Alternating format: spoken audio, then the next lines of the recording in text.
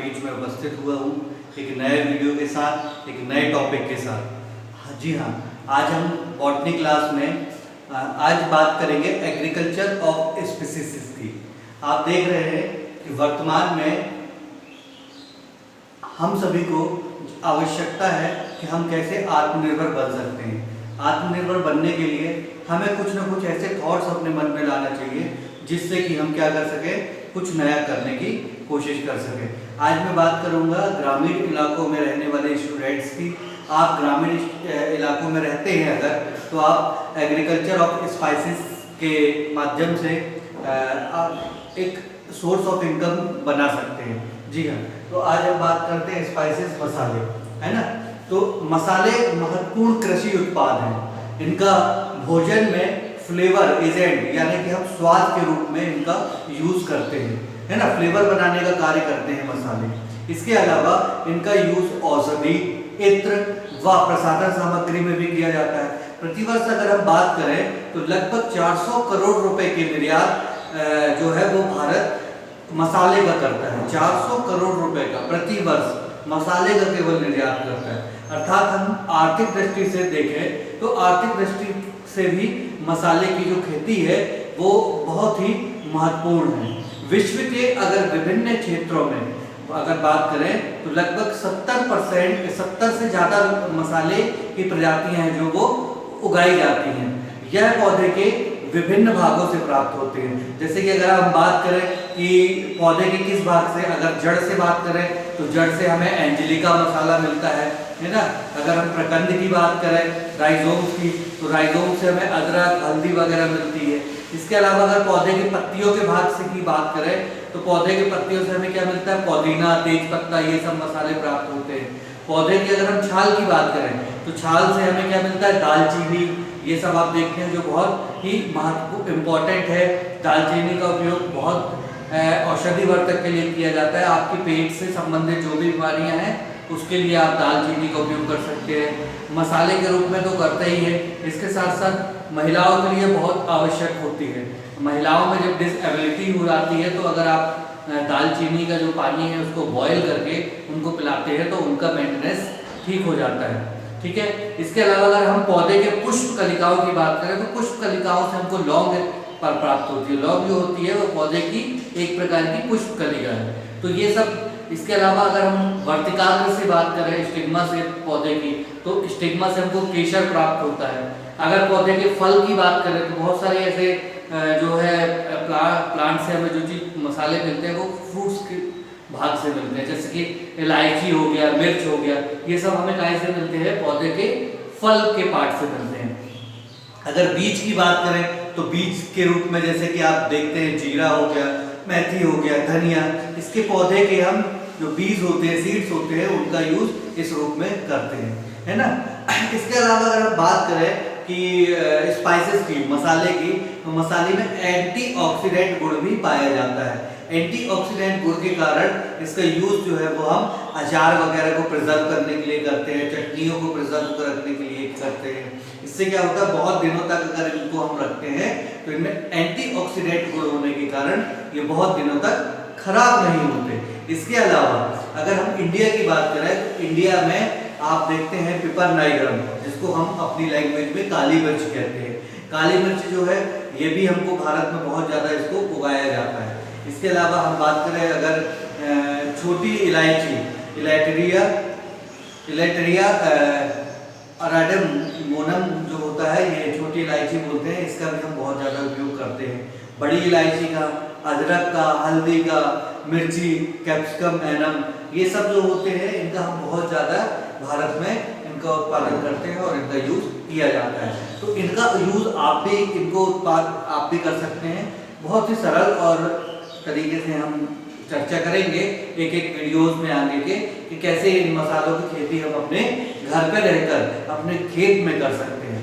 ठीक है। अब अगर मैं बात करूँ काली मसालों में, अगर काली मिर्च की हम बात करें तो काली मिर्च जो है वो किंग ऑफ स्पाइसेस कहा जाता है। मतलब मसालाओं का राजा जो है उसको, किसको, काली मिर्च को कहा जाता है। इस प्रकार की छोटी इलायची होती है उसको क्वीन ऑफ स्पाइसेस कहा जाता है। मतलब कि जो मसाले की जो रानी है उसको इसको किसको कहा जाता है, छोटी इलायची को कहा जाता है। ये सब महत्वपूर्ण बिंदु है।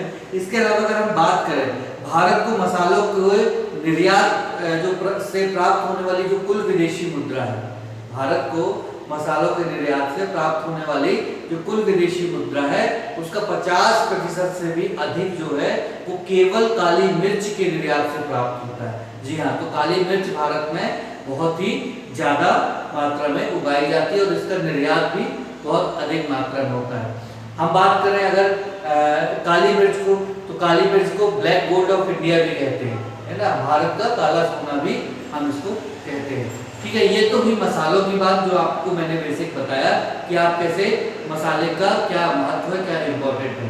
अगर हम बात करेंगे आप एक एक पॉइंट्स का, एक एक मसाले की, तो आज हमने बात की है अदरक की।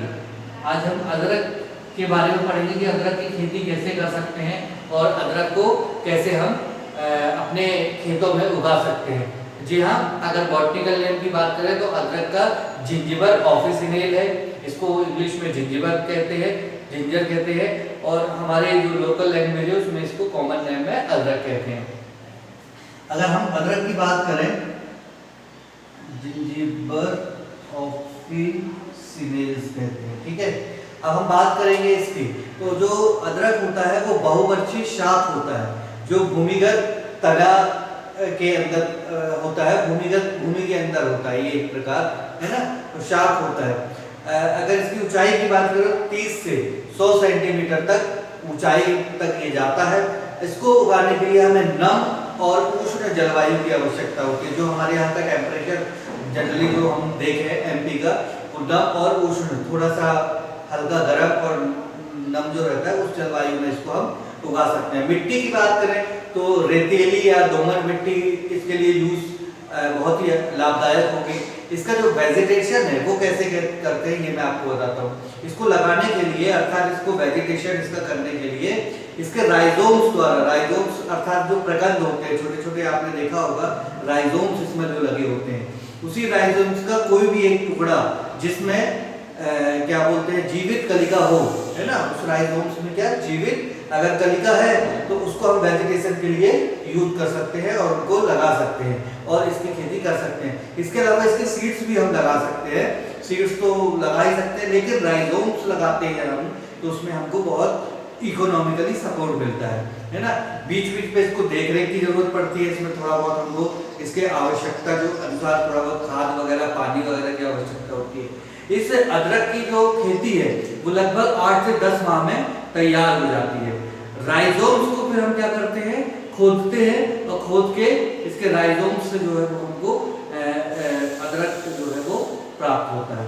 ठीक है, अब हम व्यापारिक दृष्टि से बात करें तो दो प्रकार से अदरक जो है आफ्टर पोस्ट हार्वेस्टिंग, है ना, मतलब खेती जो हो गई उसको जब हम प्राप्त हुए तो दो प्रकार से अदरक को हम यूज कर सकते हैं। पहला अदरक जो होता है उसको हम बोलते हैं अदरक व्यापारिक दृष्टि से, है ना। पहला जो होता है उसको क्या बोलते हैं हम, हरा अदरक। हरे अदरक में क्या होता है, इसको जो मैच्योर होने से मतलब पूरा तरीके से परिपक्व होने से पूर्व हुई इनको हम क्या करते हैं, निकाल लेते हैं। इसको निकालने के बाद इसको क्या करते हैं, हम चीनी के घोल में उबाल लेते हैं और इसके उबालने के बाद क्या करते हैं, आप देखेंगे जनरली हम जो यूज करते हैं मार्केट में जो अदरक आता है जिसको हम चाय वगैरह के रूप में या सब्जी वगैरह के रूप में उपयोग करते हैं, तो ये जो है वो हरा अदरक कहलाता है। इस प्रकार से भी इसका खेती करके इसको मार्केट में हम ले जा सकते हैं, बेच सकते हैं और आप धनार्जन कर सकते हैं। इसके अलावा दूसरी जो वैरायटी होती है या दूसरे प्रकार से जो व्यापारिक दृष्टि से अदरक को तैयार किया जाता है वो है सूखा अदरक। सूखा अदरक अर्थात जब पूरी तरीके से अदरक मैच्योर हो जाता है, परिपक्व हो जाता है ना। पहले बताया मैंने हरा अदरक मतलब पूरा मैच्योर होने से पहले हल्का ग्रीनिश जो रहता है, हल्का हरा हरा अदरक रहता है, उसको हम निकाल लेते हैं। लेकिन सूखा अदरक तैयार करने के लिए हम क्या करते हैं, इसको पूरी तरीके से मैच्योर हो जाने देते हैं, पूरी तरीके से परिपक्व हो जाने देते हैं। उसके बाद इसको 1 महीने तक लगभग 1 वीक तक उसको सुखाते हैं धूप में अच्छी तरह से।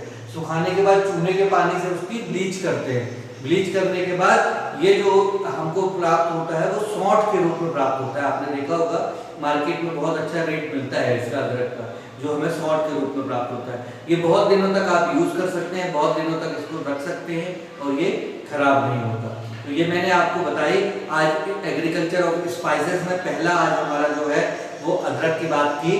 अदरक की खेती आप कर सकते हैं। और अधिक जानकारी अगर आपको चाहिए है अदरक की खेती से संबंधित तो आप हमारे चैनल्स को लाइक सब्सक्राइब